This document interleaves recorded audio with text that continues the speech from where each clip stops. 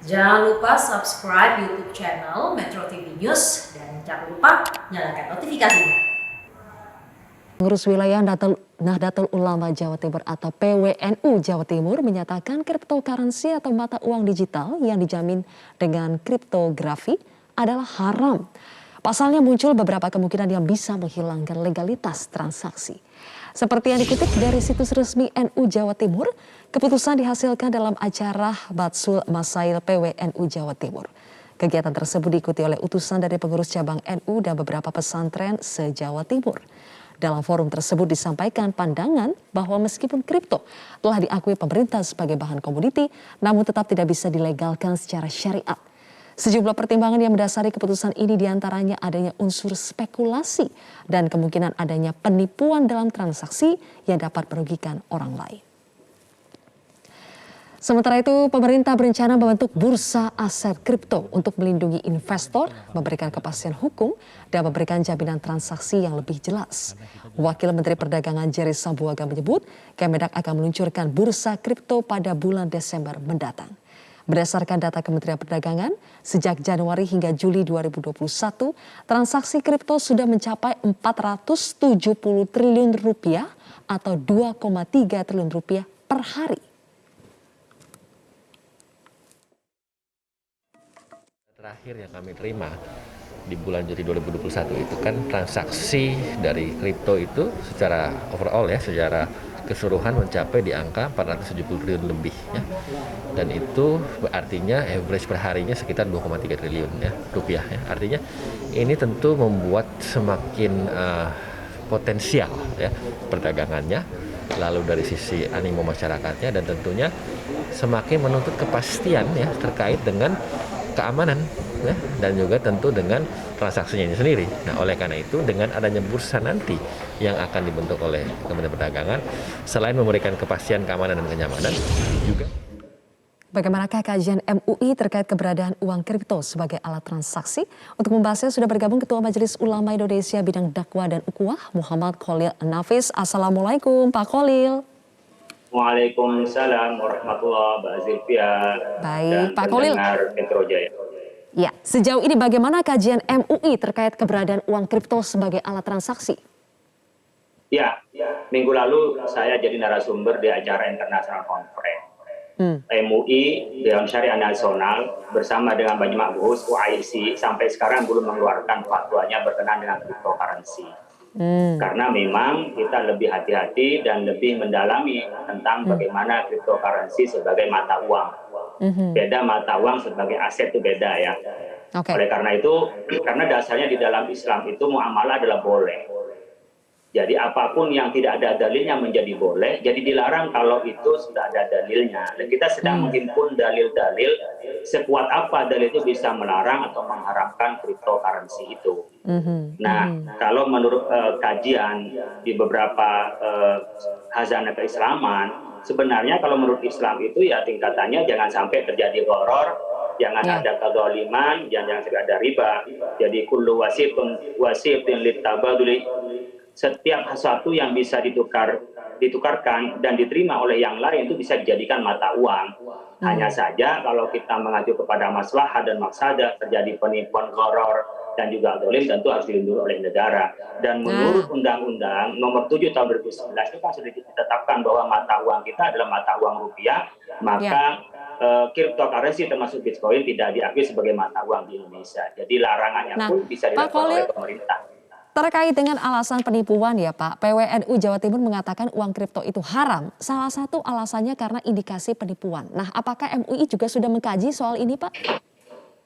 Ya, kita sedang mengkaji, makanya kami belum bisa memutuskan hukumnya seperti apa, karena tingkat penipuan itu seperti apa. Ini yang sedang kita kaji, apakah memang penipuan itu terstruktur. Artinya ada hal yang memang tipuan itu artinya orang tidak tahu menjadi tertipu gitu. Atau istilah spekulasi. Kalau spekulasi, apakah spekulasi yang merugikan orang lain atau spekulasi yang tidak merugikan orang lain? Karena spekulasi yang tidak merugikan orang lain itu boleh-boleh saja. Seperti kita umpamanya siap-siap untuk bisnis di bulan Ramadan ternyata tidak laku, itu kan spekulasi, tapi tidak merugikan orang lain. Berbeda dengan spekulasi di dalam judi yang untung-untungan, kalau yang satu untung, yang satu rugi. Nah, penelaahan seperti inilah MUI masih di dalam kajian untuk menetapkan hukum cryptocurrency itu. Oke. Pak Khalil, kalau misalnya memang masih dalam kajian, apakah sejauh ini sudah terkumpul, Pak? Apa argumentasi yang menilai bahwa kripto itu halal dan apa argumentasi yang menilai kripto itu haram?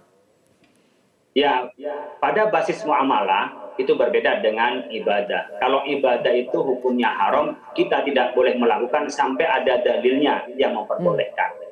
Sementara kalau muamalah itu pada dasarnya boleh. Al-aslu fil muamalah al-ibahah. Jadi pada dasarnya kalau nggak ada dalilnya menjadi boleh. Jadi kripto ini bagian dari muamalah yang itu pada dasarnya boleh. Maka kalau mengharamkan harus kuat hukumnya yang mengharamkan. Kalau tidak kuat hukum yang mengharamkan, maka hukumnya menjadi boleh. Oleh karena itu kita sedang meneliti sejauh mana tingkat kezaliman, tingkat ghorornya, ya, tingkat di situ spekulasinya. Itu sedang kita bahas untuk kita menentukan haramnya. Maka selama belum ada ketentuan haramnya, maka hukum asalnya adalah boleh. Tetapi kembali kepada kita mentaati hukum Islam itu juga mentaati terhadap negara. Kalau pemerintah sudah mengatakan sebagai mata uang adalah hanya rupiah, maka tentu tidak boleh menggunakan yang lain karena bagian dari atiullah wa atiur rasul wa ulil amri minkum, gitu ya. Tapi kan seperti Bapak Peti itu menyebutkan bahwa cryptocurrency termasuk Bitcoin itu kalau sebagai aset, ya, investasi itu kan boleh. Jadi beda sebagai aset, ya, dan sebagai mata uang atau sebagai alat tukar itu berbeda. Oke, Pak Khalil, terkait dengan pemerintah, akhir tahun ini kan pemerintah akan mengeluarkan aturan mengenai perdagangan aset kripto atau bursa aset kripto. Nah, bagi umat Islam tentu saja kejelasan dari MUI soal apakah ini haram atau halal secara hukum Islam itu menjadi penting. Apakah berarti MUI akan menyelesaikan kajiannya sebelum pemerintah mengeluarkan keputusan pada Desember nanti atau seperti apa? Kalau saya berpikir sinergi dengan MUI. Kalau ulama sinergi dengan umaro, insya Allah akan menjadi kebaikan kepada bangsa ini. Kita berharap nanti pembahasannya bisa komunikasi dengan kami di MUI. Sementara ini kami hubungan baik dengan Kementerian Keuangan, dengan Bank Indonesia, kita hubungan baik. Bahkan saya beberapa tahun lalu, bukan hanya tahun ini, tahun lalu itu saya sudah diundang oleh Bank Indonesia untuk memberikan perspektif hukum Islamnya tentang cryptocurrency ini. Saya pikir tidak pada masing-masing, karena kami pun ingin mendalami aspek ekonomi, aspek masalah dan maksadanya tentang kripto ini, sehingga yang diputuskan oleh pemerintah adalah paralel dengan apa yang diputuskan oleh Majelis Ulama Indonesia. Oke, seharusnya bersinergi ya. Oke, terakhir Pak Khalil, karena ini masih dikaji, belum ada keputusannya, boleh ditegaskan sekali lagi Pak Khalil, jadi sekarang umat Islam apakah perlu menghindari dulu investasi dalam bentuk kripto atau seperti yang tadi Anda katakan karena ini sifatnya muamalah, belum ada dalilnya maka boleh-boleh saja? Kalau sebagai mata uang, jangan dilakukan karena melanggar terhadap Undang-Undang Nomor 7 Tahun 2011. Jelas itu kita taat kepada pemerintah, hukumnya adalah wajib. Berkenaan dengan investasi, tentu kita mengikuti Bapak Peti yang sudah memutuskan. Silahkan bagi kita yang mengerti melakukan sebagai aset investasi. Tapi kalau masih ragu, tentu ditinggalkan. Kalau kita tidak mengerti betul, jangan sampai melakukan. Da mayuribuk ila malaibibuk. Tinggalkan sesuatu yang meragukan menuju kepada sesuatu yang diyakini.